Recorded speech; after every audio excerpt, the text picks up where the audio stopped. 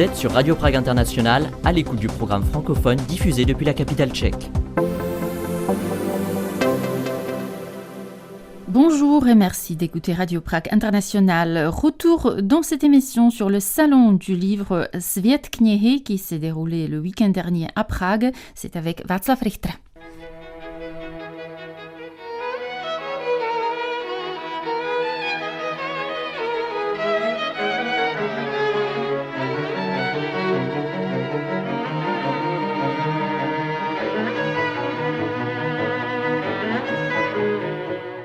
Rencontre littéraire.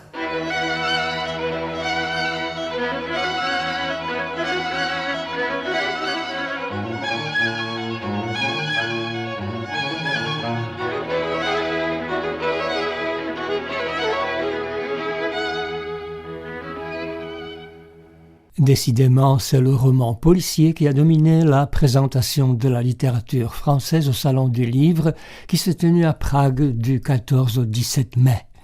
Après Michel Bussy, c'était Bernard Minier, maître du frisson et auteur d'une importante série de thrillers à succès, qui est venu à Prague pour rencontrer ses lecteurs et ses fans et pour présenter ses derniers romans traduits en tchèque.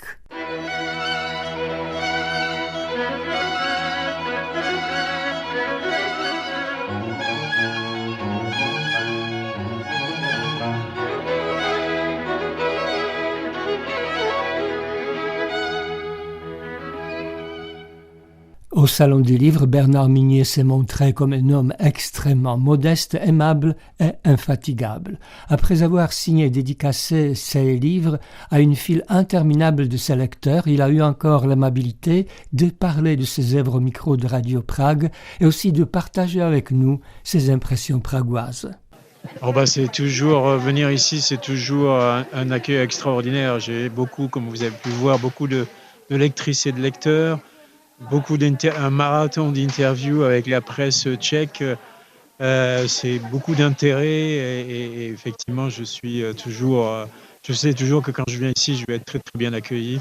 C'est un des pays où j'ai vraiment beaucoup de lecteurs en Europe et je suis moi-même un grand amateur de littérature, la grande littérature, j'entends tchèque, les Klima, les Kundera, les Kafka, les Rabal. Donc j'imagine que le lectorat tchèque est un lectorat averti.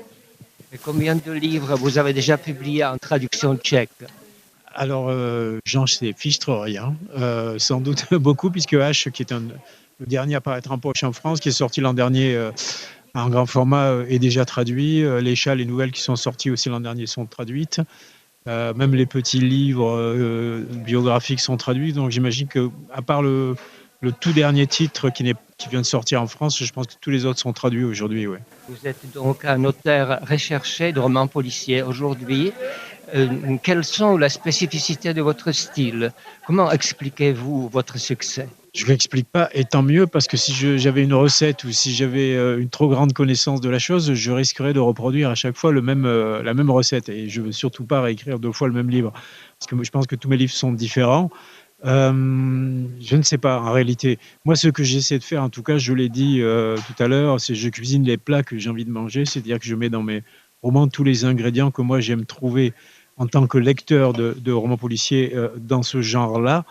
Et puis j'essaie aussi d'être à la fois, parce que j'ai un public très large, j'ai un public très varié, je peux avoir aussi bien des professeurs de français, des professeurs de littérature, que des gens qui ne sont pas des gros lecteurs.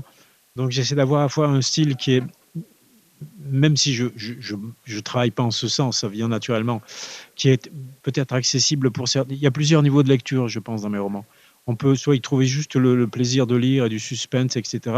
Ou bien, si on creuse un peu, on peut peut-être trouver autre chose en dessous. Et c'est peut-être ça qui explique que j'ai un spectre de lecteurs assez large.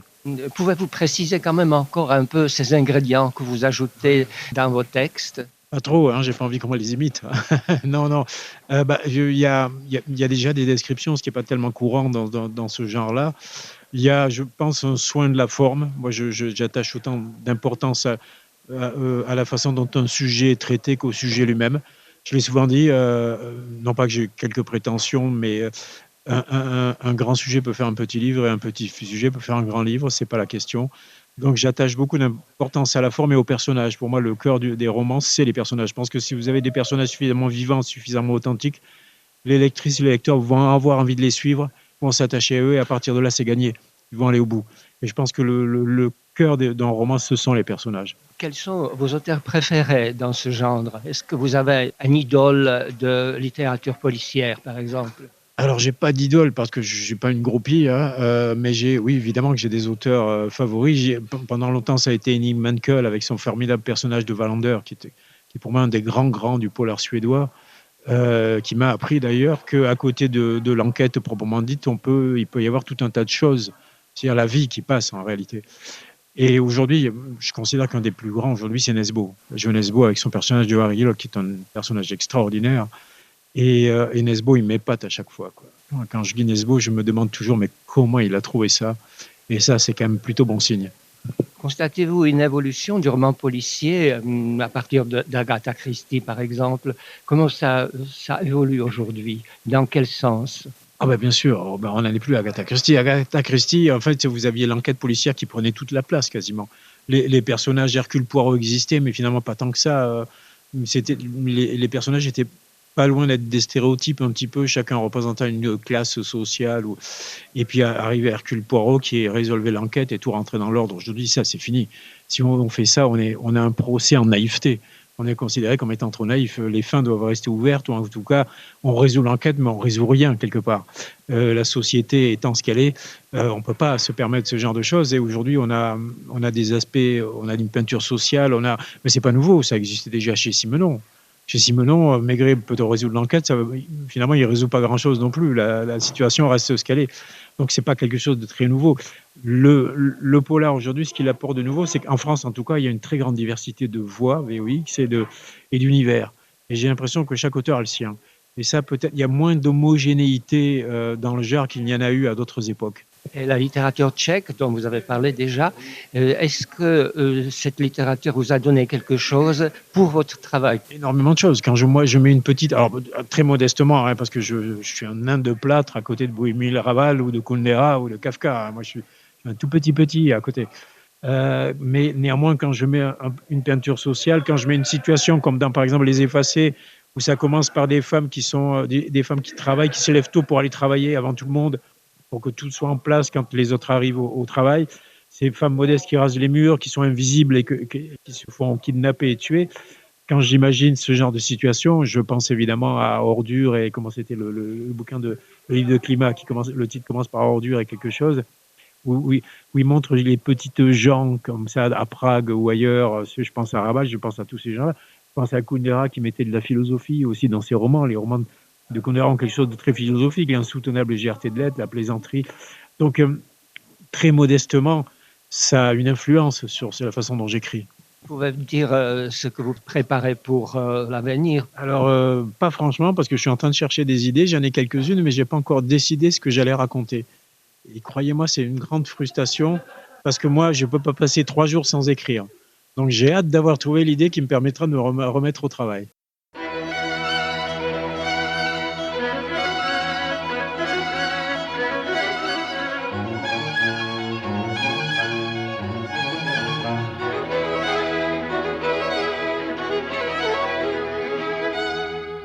C'était Bernard Minier qui était à Prague pour présenter ses romans aux lecteurs tchèques.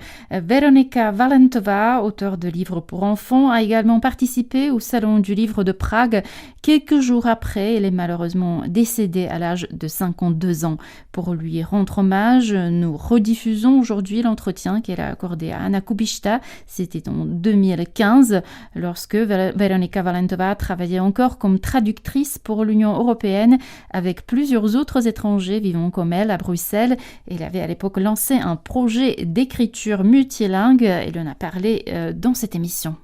Veronika Valentová, bonjour. Bonjour. Vous êtes tchèque, mais vous vivez depuis une vingtaine d'années à Bruxelles. Oui, on peut le dire. D'abord en France pendant 8 ans et ensuite en Belgique à Bruxelles. D'accord. C'était quoi les raisons de votre départ à l'origine pour la France? Moi, à l'origine, je suis partie en France pour rejoindre mon petit ami qui était français. Et puis en 2004, j'ai trouvé un travail à Bruxelles. En fait, c'était l'année où la République tchèque est entrée dans l'Union européenne. Un grand moment quand même. Voilà, donc un grand moment pour moi aussi parce qu'enfin, j'ai trouvé un travail qui me plaisait et pour lequel je faisais mes études, la traduction. Donc je suis devenue traductrice pour l'Union européenne. Vous travaillez toujours comme traductrice alors à l'heure actuelle? Oui, toujours. À Bruxelles. Oui. Comment vous aimez la vie à Bruxelles? Comment ça se passe? C'est une ville très agréable. En fait, elle a presque la même taille que Prague. Donc pour moi, un peu mon idéal, ce serait de trouver une ville qui n'est pas trop grande et en même temps qui est une capitale où il y a beaucoup de possibilités de faire des choses intéressantes. Et puis je trouve que les Belges sont très agréables, ils sont très tolérants vis-à-vis des étrangers. Ils n'ont pas cette forte identité qu'ont les Français. Et donc, ils acceptent très bien les étrangers. Et vous pouvez dire ce que vous voulez, vous pouvez penser ce que vous voulez. Et pour eux, ça leur semble normal parce qu'ils n'ont pas des convictions très fortes quant à leur belgitude. Et puis à Bruxelles, c'est quand même un grand melting pot, parce que comme vous dites, il y a ces institutions européennes, donc j'imagine en gros toute l'Europe se retrouve à Bruxelles. Oui, tout à fait. Il y a énormément d'étrangers qui vivent là-bas. Et donc, ce qui fait que j'ai beaucoup d'amis qui sont étrangers. On peut parler, je ne sais pas, jusqu'à 4 langues tous les jours parce que on change d'interlocuteur, donc on change de langue. Et ça, c'est quelque chose qui me plaît énormément parce que je suis traductrice et j'aime la langue. Donc, pour moi, c'est, disons, une ville parfaite. Vous avez lancé un projet qui est intéressant, qui s'appelle Writing Brussels. Donc, oui, écrire Bruxelles, si on traduisait en français. C'est un blog, mais c'est aussi un livre électronique. Est-ce que vous pourriez un peu nous en dire plus comment ce projet est né et exactement en quoi il retourne? Donc à la base, c'est un groupe d'écriture qui existe maintenant depuis 4 ans et en fait qui reflète bien le caractère cosmopolite de Bruxelles parce qu'on est tous des étrangers dans ce groupe. Donc il y a moi qui suis tchèque, après il y a une Slovaque, il y a un Espagnol mais qui est né en Allemagne. Ensuite il y avait 2 Espagnols, maintenant la composition a un peu changé, on a pris aussi 2 Belges, mais dont l'une écrit en anglais et puis l'autre écrit en français. Et donc, tout d'abord, on s'est réunis pour parler des questions d'écriture, de nos inspirations, de nos auteurs préférés, de nos problèmes aussi avec des éditeurs, parce que évidemment, c'est toujours très difficile de se faire publier. Et puis, petit à petit, on a commencé à avoir un projet en commun. On s'est dit qu'on pourrait écrire un livre en commun et justement d'utiliser toute cette richesse que nous avons, toutes ces langues, ces différents points de vue, nos expériences différentes à Bruxelles. Et donc, on a tous choisi un personnage d'étranger. On a tous choisi notre langue. Donc moi, c'est comme ça que j'ai commencé à écrire en français parce que jusque-là, j'écris en tchèque. Mais pour pouvoir me faire comprendre dans ce groupe, alors il fallait absolument que je change de langue et que je prenne une langue un peu plus internationale. Et donc, on a chacun eu ce personnage d'étranger et puis on écrivait les histoires petit à petit. Donc c'était toujours un étranger qui est arrivé à Bruxelles, qui était un peu perdu, donc ça pouvait créer beaucoup de situations comiques ou au contraire un peu tragiques aussi parce que parfois ce sont des étrangers qui n'ont pas de papier, qui vivent des situations difficiles, qui sont clandestins. Et puis, petit à petit, donc on se mettait d'accord sur comment les histoires pouvaient se rejoindre, comment nos personnages pourraient se rencontrer. Et puis, on a eu l'idée de le publier sur un blog. Et une fois que toutes les histoires étaient finies, on s'est dit il faut absolument en faire quelque chose parce qu'en fait ça a fonctionné à merveille alors qu'on écrivait dans 4 langues différentes, en français, en anglais, en allemand et en espagnol. Et donc on s'est dit ce serait vraiment un bel résultat d'avoir un livre. Et donc on a publié un livret électronique qui est disponible à Amazon et qui s'appelle Brussels Umbrellas. Donc il y a toujours ce mot Bruxelles qui est très important pour nous. Mais les ombrelles de Bruxelles, ou pas les ombrelles d'ailleurs, c'est pas les ombrelles, c'est les parapluies. Oui. Les parapluies de Bruxelles. Les parapluies de Bruxelles. Je traduis mal, c'est incroyable. Non, mais ça me fait penser au parapluie de Cherbourg d'ailleurs. Ah oui, tout à fait. Moi j'y ai pensé aussi. Mais en fait, le parapluie joue aussi un rôle important dans ce récit. C'est un peu une sorte de symbole. Et puis il faut dire qu'à Bruxelles, il pleut quand même beaucoup. Et donc le parapluie est un objet fétiche. Moi je ne sors jamais sans mon parapluie d'ailleurs. Même ici à Prague, j'en ai toujours un sur moi parce que je me dis il faut toujours être protégé contre. Voilà. Alors qu'à Prague c'est pas trop. Sauf aujourd'hui peut-être il y avait quelques gouttes, mais bon, il y a pas trop besoin. Alors qu'à Bruxelles, tout Bruxellois qui se respecte doit avoir son parapluie visiblement. Oui, tout à fait. Et est-ce que vous avez eu un peu des échos justement sur ce livre? Quelles ont un peu été les réactions des personnes qui ont lu ce livre? Les gens sont toujours intéressés par ce projet parce qu'en fait c'est quelque chose de très original, c'est-à-dire que on a un groupe déjà d'étrangers qui n'ont pas de langue commune, bon on se parle en anglais tous, et puis nous avons réussi à créer ce projet commun en 4 langues, donc il y a vraiment peu de livres qui sont écrits en ce nombre de langues, et où en plus les histoires se rejoignent vraiment, donc les personnages se rencontrent. Mais en même temps, c'est ce qui fait aussi la difficulté du livre, hein. C'est-à-dire que tout le monde ne parle pas. Et tout le monde ne peut pas lire en fait ce livre s'il ne maîtrise pas et le français, l'espagnol, l'allemand et l'anglais. Ça c'est vrai, mais donc on était conscient de ce problème et donc en fait les histoires fonctionnent aussi indépendamment. Donc vous pouvez tout à fait lire 1 ou 2 histoires et ça fonctionne toujours. Donc je dirais les échos qu'on a eus, ce sont vraiment les gens qui sont surtout intéressés par la manière dont on fonctionnait, comment on arrivait à se mettre d'accord, puis quelle était l'idée de départ qui est complètement folle d'écrire en 4 langues.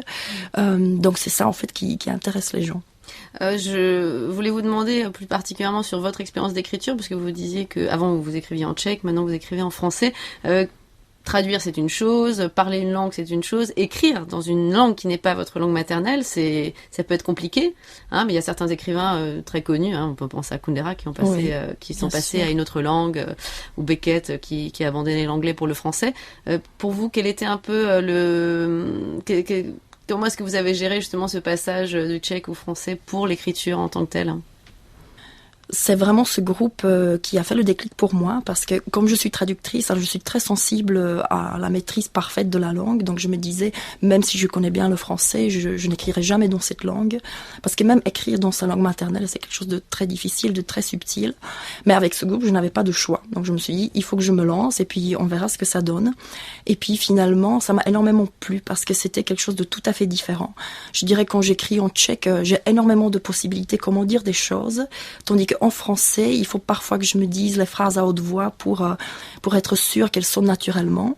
Et donc, quelque part, le français s'impose plus à moi et il est moins lié aussi à mon expérience de mon enfance, donc qui est complètement tchèque. Et donc aussi, écrire dans une langue qui n'est pas maternelle vous donne beaucoup plus de liberté. Et donc évidemment, je fais toujours des petites erreurs et donc je me fais corriger par des amis qui sont francophones. Mais en tout cas, au début, j'étais assez sceptique et puis finalement, ça m'a énormément de plus. Ça donne beaucoup de liberté, c'est autre chose, on explore des nouvelles choses. Donc ça m'a beaucoup motivée. Je pense que ça m'a aussi donné beaucoup de nouvelles idées au niveau littéraire. Est-ce que ce projet continue, Writing Brussels ? Est-ce que vous écrivez toujours des...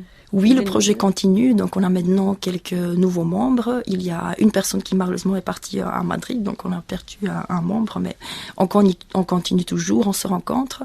Et donc on a lancé quelque chose comme une saison 2, je dirais. Et maintenant on a un nouveau projet, on a décidé de se consacrer non pas à un long livre, à un roman, mais plutôt à des histoires courtes, donc à des nouvelles, qui d'ailleurs ont commencé à être publiées sur le blog. Et le thème commun, c'est toujours Bruxelles, évidemment, parce qu'on s'appelle quand même Writing Brussels.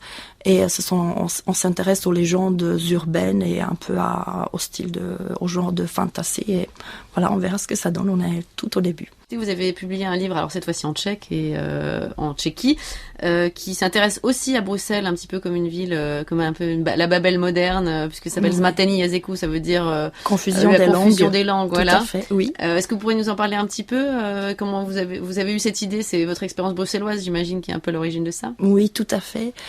J'étais inspirée par le stage que j'ai fait à Bruxelles en 2002, donc c'était encore avant l'entrée de la République tchèque dans l'Union européenne. Et avant votre déménagement? Oui, tout à fait. Et donc j'ai passé 5 mois dans une institution européenne, et donc j'étais une petite stagiaire qui ne comprenait pas grand-chose au déroulement de cette grande institution. Et donc ce livre est un peu satirique, un peu comique, humoristique. J'y parle aussi de mes amitiés, pas seulement des institutions. Et en fait, voilà, 10 ans après, je suis revenue de nouveau vers le sujet de Bruxelles avec Writing Brussels. Mais entre-temps, j'ai écrit encore un autre livre en tchèque. Mais j'imagine que en traitant finalement de ces institutions européennes de manière, comme vous dites, humoristique, un peu comique, etc., c'est un peu une manière de familiariser peut-être le public tchèque avec ces institutions, parce que de manière générale, on dit souvent que les gens, pas forcément d'ailleurs en Tchéquie, ça leur fait peur d'une certaine manière, les institutions européennes, espèce de grosses machines qu'ils ont du mal à comprendre. Est-ce que vous avez l'impression justement d'avoir pu communiquer un peu ce que c'était vraiment grâce à ce livre ? J'espère que oui, parce que justement, ce qui me plaît, c'est un peu renverser les idoles de leur socle très très haut. Et donc, j'espère que j'ai pu montrer dans ce livre que dans les couloirs des institutions européennes, il y a des fonctionnaires tout à fait normaux qui circulent, qui ont leurs manies, qui ont leurs obsessions, qui peuvent être des personnages tout à fait drôles et dignes d'un livre. Merci beaucoup, Veronika Valentova. Le 14 mai 1976, la télévision tchécoslovaque présentait dans le cadre de sa célèbre émission du soir pour les enfants Večerní Čech le premier épisode de la série Maxi pes Fík, Médor le Maxi Chien en français. Les histoires loufoques de Fík, l'énorme chien au cœur tendre, et de sa maîtresse, la petite fille Alenka, se rangent parmi les dessins animés préférés de plusieurs générations de petits Tchèques.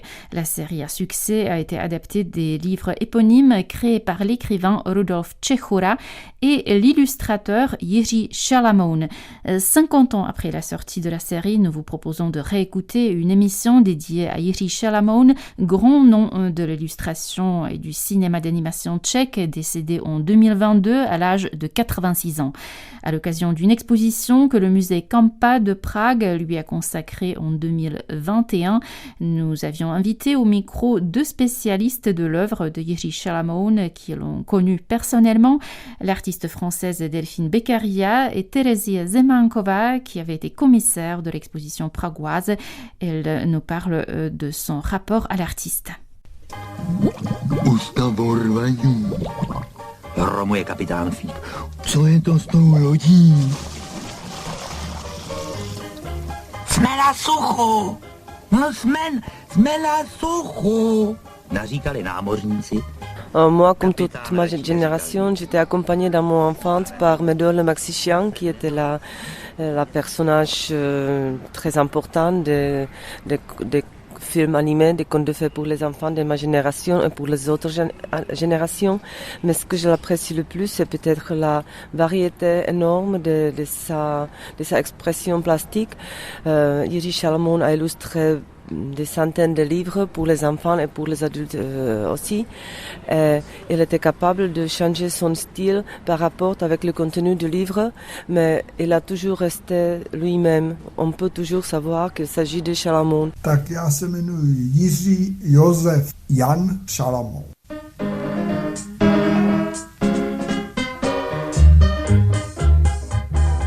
Illustrateur et créateur d'une quarantaine de films d'animation, Jiří Šalamoun est aussi typographe et auteur d'innombrables lithographies, dessins et affiches. Né en 1935 à Prague, Vinohrady, dans la famille d'un ingénieur agricole, il se passionne dès son plus jeune âge pour le dessin. Je dessinais des animaux, mais surtout tout ce qui avait un rapport à la guerre, des avions, des chars, des parachutes, tout ce que je voyais autour de moi, se souvient-il.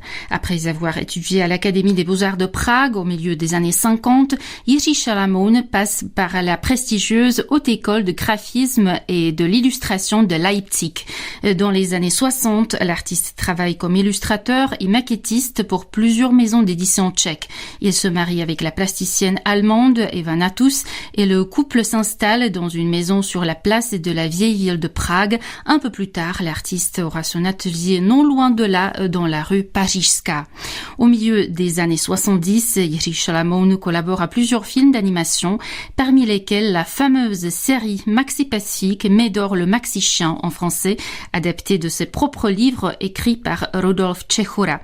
Les aventures du chien Fík et de sa maîtresse, la petite fille Alenka, sont des petites merveilles d'humour débridé. Pour la petite histoire, en inventant ce personnage canin, Jiří Šalamoun s'est inspiré de ses souvenirs de Londres, où il avait fait des recherches pour ses illustrations des livres de Charles Dickens. C'est donc devant un musée londonien qu'il a vu une dame promener son bobtail, ce chien de berger anglais de grande taille et aux poils abondants. Par la suite, Jiří Šalamoun achètera un bobtail à sa fille à Prague et immortalisera ses traces dans ses livres et dessins animés. Beaucoup plus tard, en France, Delphine Beccaria a découvert Jiří Šalamoun justement grâce à Médor le Maxi Chien. Alors moi, en 2013, il a été publié en France aux éditions de La Joie de lire, donc le premier volume de Médor le Maxi Chien, donc Maxi pes Fík. Et j'ai été très très étonnée en fait par la qualité du dessin, du trait qui était très vif, qui avait une véritable énergie, en même temps un humour incroyable, et puis une liberté de trait. Enfin, c'était très très moderne en fait, même en 2013. Et là, je me suis dit que c'était vraiment un très très grand artiste. Donc, j'ai commencé à googliser, à voir que son travail était très large, qu'il avait fait des affiches, qu'il avait fait des dessins animés. J'ai découvert j'ai découvert Chalamoun par Maxi Pacific. Un dessin animé totalement décalé, qui a un double niveau de langage, un double niveau de compréhension. Já se asi odstěhuju jinam, myslí si zajíc.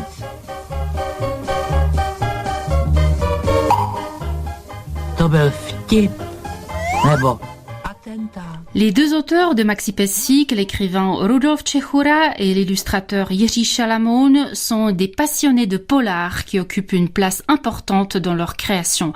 Le polar, le roman noir, le mystère et l'horreur sont aussi présents dans l'exposition au musée Campa. Sur un panneau, Jiří Šalamoun explique « Je suis né en 1935 et la peur a toujours été présente dans ma vie. L'avantage, c'est que dans notre métier, on peut travailler avec, la mettre en valeur. J'aime les polars où il est question de crime, de péché, de châtiment, de la conscience, de la tentation, du diable, de la mort, mais aussi de l'amour. Ce sont les thèmes essentiels que le roman policier évoque peut-être plus que les autres genres. » Fin de citation. La noirceur, mais aussi le grotesque et la métaphysique sont explorés dans la monographie de Jiří Šalamoun intitulée Possible vision du monde, dont la parution en français aux éditions Mémo a été initiée par Delphine Beccaria. Nous lui avons demandé de décrire le style de l'artiste. Il n'a pas véritablement un style établi, on reconnaît sa patte, on reconnaît son dessin, mais il a la façon de s'approprier en fait les livres, l'espace de la page, qui est totalement en liaison entre l'écriture, la typographie et le dessin. Et il a une marque de fabrique très particulière qui est entre l'art brut, la bande dessinée, il mêle les arts appliqués, la peinture. Enfin, c'est vraiment un des très grands artistes tchèques, mais en fait, c'est un très grand artiste européen et mondial, en fait. La seule chose, c'est que pour l'instant, il n'a pas vraiment franchi les frontières. Il est vraiment resté en Tchéquie. Moi, ce qui m'a le plus ému en fait dans le travail de Šalamoun, c'est je me suis mise à collectionner ses livres. J'ai un peu plus de 100 ouvrages à la maison. C'est la façon dont il s'approprie l'espace livre. C'est-à-dire que quand il va interpréter une œuvre, que ça soit Dickens, que ça soit Tolkien, que ça soit Fenimore Cooper, il envisage l'illustration, la typographie et la mise en page. Et en fait, il voit le livre dans sa globalité. Et du coup, ça donne une force à ces représentations qui n'ont pas d'équivalent. Peut-on comparer la création de Jiří Šalamoun à d'autres artistes du monde du livre francophone? J'ai deux personnes auxquelles je pense, deux artistes auxquels je pense. Donc un, c'est André François qui est disparu il y a quelques années et qui est assez proche en fait dans la façon dont il avait envie. Il était aussi graphiste, affichiste. Il travaillait pour les éditions Delpire. C'est lui qui a créé Les larmes du crocodile. Et je pense qu'il y a beaucoup de points communs dans leur travail. Mais aujourd'hui, en fait, c'est un Belge qui s'appelle Benoît Jacques, en fait, que je trouve très proche, et dans la façon qu'il a de dessiner, et dans la façon de créer des utopies, des histoires complètement décalées, et il est aussi, c'est lui il est graphiste, il va jusqu'à imprimer ses livres, à les diffuser lui-même. Donc il a aussi cette, et par le trait, il est proche, et par sa façon aussi de fonctionner autour du livre, est très proche de Šalamoun. C'est la fin de cette émission sur les ondes de Radio Prague International, mais l'actualité tchèque en français, ça continue sur notre site et sur les réseaux sociaux. Bon week-end, à demain!